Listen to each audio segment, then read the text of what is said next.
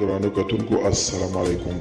زه محمد سلمان همدرد د حق غږ پښتو چینل خبري لنډیز کې ستاسو قربا اوس تاسو پام را اړوم د مهمو خبرونو لنډیز.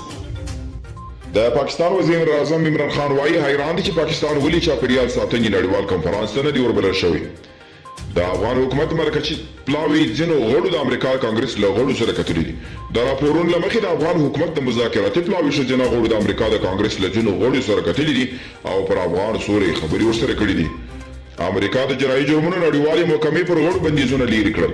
د امریکا متحده ایالاتونو د جنایي جرمونو د نړیوالې محکمې پر جګپوړو غړو لګېدلي بندیزونه لرې کړل.